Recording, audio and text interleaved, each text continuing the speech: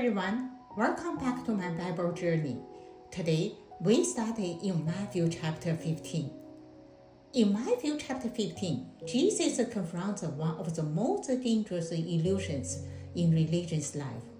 The belief that the outward correctness is the same as inward faith. This chapter challenges us with a simple but unsettling question: what truly makes a person clean before God? Part 1. Tradition was God's command. This chapter opens with a tense encounter. The Pharisees and the scribes come from Jerusalem to question Jesus. Their concern is not cruelty, injustice, and hypocrisy, but hand-washing. They ask, "Why do your disciples break the tradition of the elders?" Jesus responds with sharp clarity. He exposed half-human traditions, when elevated above God's word, can actually cancel God's command. He accused Isaiah. "These people honor me with their lips, but their hearts are far from me." Jesus is not rejecting tradition itself. He is rejecting tradition without truth.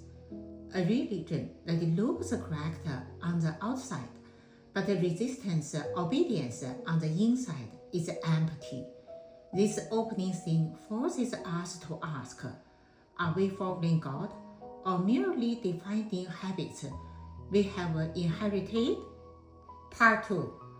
What truly defiles a person? Jesus then turns to the crowd and delivers a revolutionary teaching. What goes into the mouth does not defile a person, but what comes out of the mouth, this defiles a person. The disciples are shocked. The Pharisees are offended, but Jesus pressed deeper. He explains that evil thoughts, murder, adultery, false testimony, and slander come from the heart.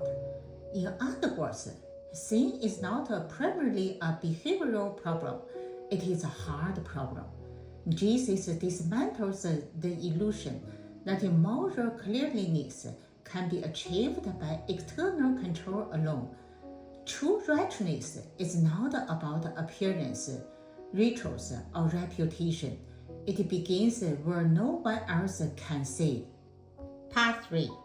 Faith from an expected place. Then the story takes an unexpected turn. Jesus travels to the region of Tyre and Sidon, outside Jewish territory. A Canaanite woman approaches him, crying out for her demon-possessed daughter. At first, Jesus is silent. Then he speaks words that sound harsh. "I was sent only to the lost sheep of Israel." But the woman refused to leave. He kneels and says, "Lord, help me." Finally, Jesus responds and praises her. "Women, you have great faith. Your request is granted." This moment is shocking. The religion's leaders, confident in their heritage, are rebelled.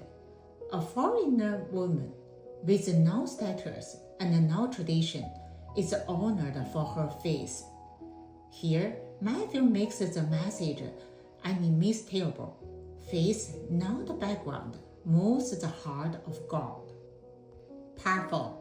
Compassion that flows from the heart. The chapter ends with compassion.